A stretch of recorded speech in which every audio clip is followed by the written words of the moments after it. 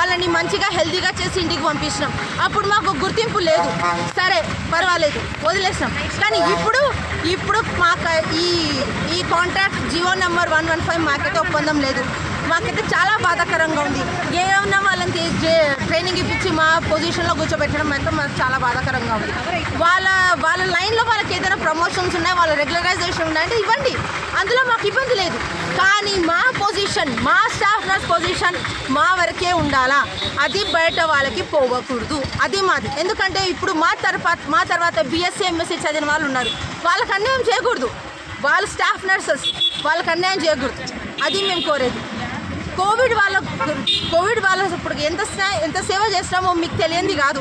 అప్పుడు మాకు గుర్తింపు లేదు, కనీసం ఇప్పుడైనా మా బాధల్ని గుర్తించండి.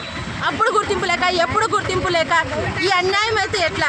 జిఎన్ఎం, ఏపీబీవీపీ, ఎన్హెచ్ఎం వాళ్ళకైతే ఇంకా దారుణమే. వాళ్ళకి శాలరీస్ 25,000 అయినా కానీ వాళ్ళు ఎట్లాగో లాక్కొస్తున్నారు. వాళ్ళైతే జాబ్స్ని వదులుకోలేరు. కానీ మీరే చూడాలా, మా బాధల్ని మీరే చూడాలా. ఎన్హెచ్ఎం, ఏపీవీపీ వాళ్ళ సంగతి తీసుకుంటే వాళ్ళకి నెలకి శాలరీ పడవు. వాళ్ళకి 3 monthsకో 4 monthsకో పడుతున్నాయి. మళ్ళీ వాళ్ళ ఇల్లు ఎట్లా గడవాలా?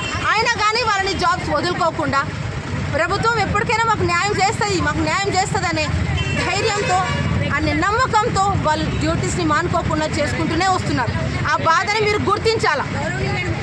గౌరవ ముఖ్యమంత్రి గారు, ప్లీజ్ మా రిక్వెస్ట్ని చూడండి, మా రిక్వెస్ట్ని యాక్సెప్ట్ చేయండి. డిప్యూటీ సీఎం పవన్ కళ్యాణ్ గారు, ప్లీజ్ మా రిక్వెస్ట్ని చూడండి, మా రిక్వెస్ట్ని యాక్సెప్ట్ చేయండి. మా బాధల్ని చూడండి.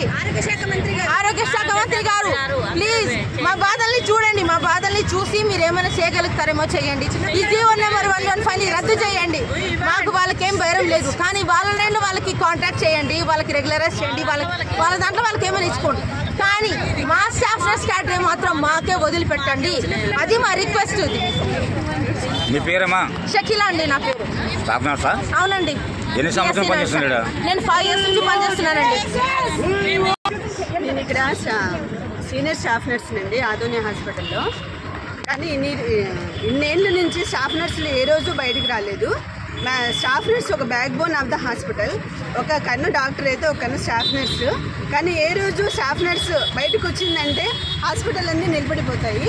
కానీ ఈరోజు స్టాఫ్ నర్సెస్ స్ట్రైక్ బయటకు వస్తున్నారు అని అంటే వాళ్ళకు ఒక ప్రాబ్లము, రోడ్ ఎక్కినారు అని అంటే వాళ్ళకు ఒక పెద్ద ప్రాబ్లం వచ్చింది కాబట్టి రోడ్డు ఎక్కినారు. వాళ్ళ స్థానాలను వేరే వాళ్ళు వచ్చి భర్తీ చేస్తున్నారు, అది వాళ్ళు జీర్ణించుకోవడం లేదు.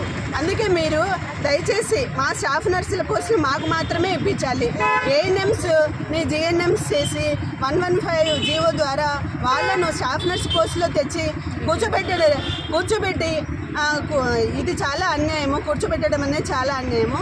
ఏఎన్ఎంస్కి ఆల్రెడీ గవర్నమెంట్ పోస్టులు ఉన్నాయి, వాళ్ళకైనా కూడా కాంట్రాక్ట్ వాళ్ళు పోస్టులు లేక ఈరోజు విడుదల చేస్తారు నోటిఫికేషన్, రేపు విడుదల చేస్తారు అని వాళ్ళు వెయిట్ చేస్తున్నారు, రెగ్యులర్ చేస్తారు అని వెయిట్ చేస్తున్నారు.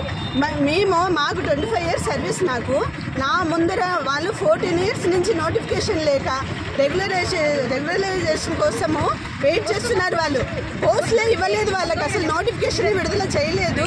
వాళ్ళు ఎంత వెయిట్ చేస్తున్నారంటే కరోనా సమయంలో కూడా ఎవరు ఫీల్డ్ వర్కర్స్ కానీ ఏఎన్ఎంస్ కానీ ఎవరు చేయలేదండి. స్టాఫ్ నర్సెస్ అంత బాగా పనిచేస్తున్నారు. వాళ్ళ ఫ్యామిలీస్ ఏమవుతాయో అనే ఆలోచించకుండా వచ్చి వాళ్ళు అంత సేవ చేస్తున్నారు. ఫ్యామిలీ మెంబర్స్ కూడా పేషెంట్లను పట్టించుకోకపోతే మా స్టాఫ్ నర్సుల దగ్గరుండి డాక్టర్స్ ఉన్నా లేకపోయినా మేము సేవ చేస్తున్నాము. అట్లా అంత డెడికేటెడ్గా సేవ చేసిన స్టాఫ్ నర్సులు లేకపోతే అసలు వైద్య సేవలు నిలబడిపోతాయండి హాస్పిటల్స్లో. అట్లాంటి స్టాఫ్ నర్సు ప్రాముఖ్యతను గుర్తించి మీరు స్టాఫ్ నర్సులకు న్యాయం చేయాలి. 115 జీవోను రద్దు చేయాలి. ఏవో అసలు అన్వాల్యుబుల్, అసలు అట్లా తీసుకురాకూడదు. ఇన్నేళ్ళలో ఎప్పుడు తీసుకురాలేదు, ఇక మీదట తీసుకురాకూడదు. స్టాఫ్ నర్స్ పోస్టులలో ఒకవేళ స్టాఫ్ నర్సులకు పోస్టులను కూర్చోబెట్టాలంటే స్టాఫ్ నర్స్ ట్రైనింగ్ చేసి 3.5 years ట్రైనింగ్ చేసిన వాళ్ళను రెగ్యులర్ చేసి దాంట్లో కూర్చోబెట్టండి. అంతేగాని ఇక మీదట స్టాఫ్ నర్స్ మా భావితరాల వాళ్ళకు కూడా స్టాఫ్ నర్స్ చేయాలి, హాస్పిటల్లో పని చేయాలి అనే మోటివేషన్ ఇక మీదట ఎవరికి రాదు. స్టాఫ్ నర్స్ చేయాలని ఎవరు అనుకోరు. ఇట్లా అన్యాయం చేస్తూ ఉంటే ఎవరు అనుకోరు కూడా. క్యాడర్ వాళ్ళు వచ్చి మా స్టాఫ్ నర్స్ క్యాడర్లో కూర్చుంటున్నారు అని అంటే ఎవరికైనా వాళ్ళ స్థానాల్లో వచ్చి వాళ్ళ ఉనికికే ఈరోజు